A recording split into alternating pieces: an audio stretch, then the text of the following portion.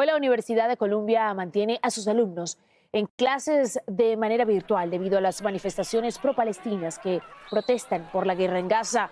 La presidenta de esa alma mater, Minouche Shafik, dice sentirse profundamente entristecida por lo que está sucediendo en el campus. Y es que estamos hablando de manifestaciones masivas en centros de estudio bastante prestigiosos como Yale y Harvard, que dejan a su paso docenas de arrestos. Y nuestro colega Edwin Pitti está en la capital del país con toda la información. Edwin, buenos días para ti. Cuéntanos más.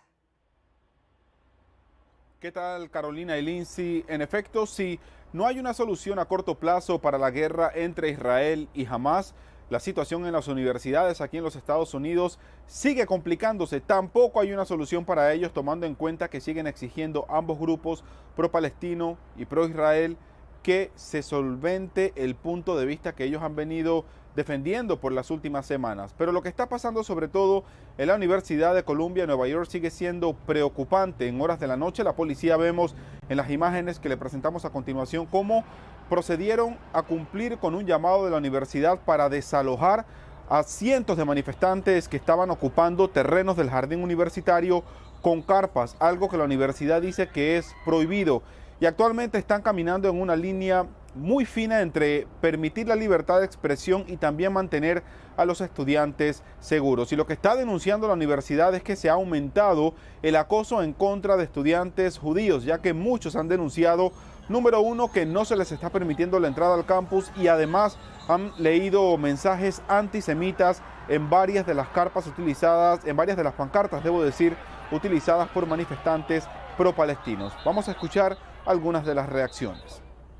Sí, tenemos dinero y tenemos privilegio y podemos estudiar en instituciones así, pero that is more reason why tenemos que decir algo en contra de lo que está pasando. Vamos a estar aquí hasta cuando la universidad escucha a los estudiantes y todo lo que los estudiantes están demandando. La propia gobernadora del estado de Nueva York, Kathy Hochul, ha dicho que nunca había visto manifestaciones con tanto odio, pero los grupos pro-palestinos que se han manifestado en los últimos 6 días en la Universidad de Columbia en Nueva York han sido muy claros. Ellos aseguran que son pacíficos y que ha sido la policía la que se ha intrometido en medio de su manifestación para protagonizar estragos. Además, varias personas también están diciendo que los que han protagonizado hechos violentos no han sido estudiantes pro-palestinos de esa casa de estudios de la Universidad de Columbia en Nueva York, sino que han sido personas ajenas a ese entorno los que han de alguna forma liderado hechos violentos, no solamente de peleas con estudiantes judíos, sino también con pancartas, con mensajes antisemitas. Es un tema realmente alarmante, Edwin. Te pregunto, a nivel educativo, ¿qué están haciendo estos centros de estudio por la seguridad de los estudiantes? Sí, el paso principal que ha tomado la universidad es de alguna manera implementar las clases virtuales. Se hizo así ayer lunes y hoy martes se espera que sea lo mismo. Esto como una manera de proteger a los estudiantes, no solamente a los judíos, sino también a los pro-palestinos. Soy Edwin Pitti reportando desde Washington para La Voz de la Mañana. Vuelvo con ustedes al estudio. Es un tema en desarrollo, Edwin. Muchísimas gracias.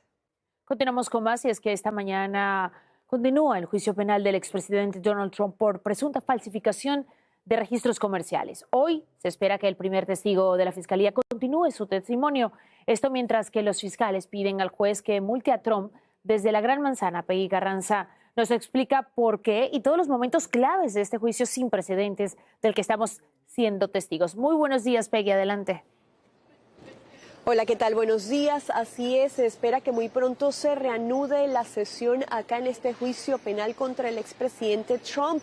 Y es posible que comience precisamente con el juez Juan Merchan considerando acusaciones que hizo la Fiscalía en contra del exmandatario, diciendo que violó en al menos 10 oportunidades la orden mordaza que le impuso el juez y que le prohíbe atacar tanto a testigos como al jurado, así como también a personal del tribunal. De hecho, los fiscales piden que él pague hasta $1,000 por cada multa y que incluso se le advierta que podría ir a prisión. Mientras tanto, luego se espera que continúe el testimonio precisamente de David Pecker, el ex editor del National Enquirer, quien supuestamente ayudó a negociar el trato con la actriz porno Stormy Daniels. Hay que recordar que ayer se dieron los alegatos iniciales donde la fiscalía dijo que Trump planeó una conspiración para influir ilegalmente en las elecciones de 2016, esto supuestamente tratando de evitar que salieran a la luz pública historias que supuestamente lo podían perjudicar o podían perjudicar a su campaña. Mientras tanto, según ellos dicen que él encubrió esta conspiración a través de registros comerciales que luego, llamando a cheques y a facturas, lo que serían gastos legales cuando se supone que eran reembolsos precisamente para su ex abogado Michael Cohen, quien habría coordinado este pago de $130,000 hacia Stormy Daniels. Mientras tanto, la defensa ha dicho que Trump no ha cometido ningún delito, que es inocente, y de hecho dijeron que influir en las elecciones, que eso era democracia. Veamos lo que dijo el exmandatario. Because as you know, Cohen is a lawyer, represented a lot of people over the years. Now, I'm not the only one. And wasn't very good in a lot of ways in terms of his representation, but he represented a lot of people. But he puts in an invoice or whatever, a bill, and they pay and they call it a legal expense. I got indicted for that. Y todo esto ocurre mientras en otro caso, en el caso civil por fraude, la fiscal general de Nueva York, Letitia James, en una audiencia buscaba que el juez anulara la fianza de $175 millones que Trump había depositado y que había sido asegurado por una compañía, diciendo que esta compañía no tenía los fondos necesarios. Sin embargo, ayer ambas partes llegaron a un acuerdo por lo que solo se le realizarán pequeños cambios a esta fianza. Regreso con ustedes. Muchísimas gracias, Peggy. Estaremos muy al pendiente de todo lo que diga hoy el juez en Nueva York. Gracias. Cambiando de tema, hoy es el día en que el Senado estará aprobando un proyecto de ley que prohíbe TikTok, que el presidente Biden dice que lo firmaría rápidamente. Sin embargo, la empresa TikTok dice que no se quedaría con los brazos cruzados y que estará apelando en corte.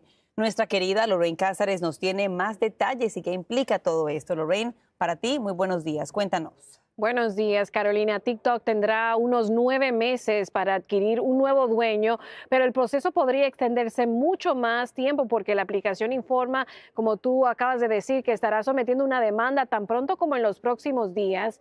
En un memo a sus empleados, los ejecutivos de TikTok dijeron que esta venta forzada es una violación a la libertad de expresión, pero el consenso en Washington es que la aplicación es realmente una amenaza a la seguridad nacional.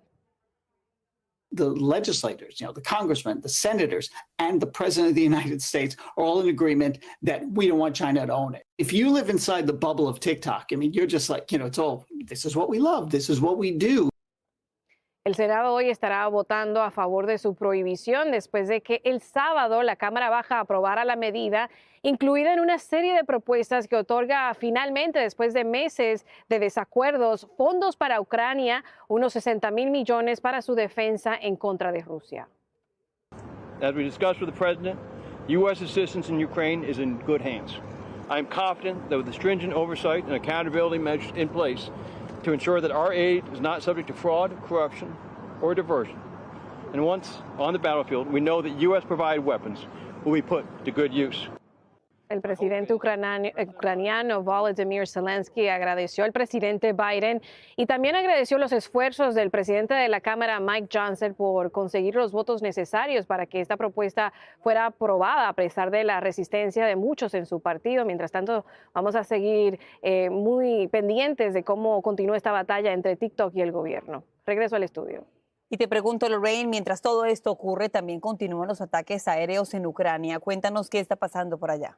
Así es, Carolina, allí la situación sigue siendo muy crítica. Precisamente hay una delegación en este momento de legisladores en Ucrania que han podido ver personalmente la situación en ese país. Rusia continúa atacando puntos estratégicos. El lunes un misil derribó una torre de transmisión de televisión en Kharkiv, la segunda ciudad más grande de ese país. También un ataque por dron dejó 9 heridos en Odessa, otro punto estratégico por ser ciudad costera en el Mar Negro. Hay 4 niños entre los heridos allí. La capacidad de defensa aérea de Ucrania se ha visto seriamente afectada en los últimos meses por la falta de fondos, lo que ha resultado, por supuesto, en que Rusia ha ido ganando terreno en esta guerra. Vuelvo contigo. Queremos también a ver qué pasa con ese paquete de ayuda en el Senado. Lorraine, muchísimas gracias.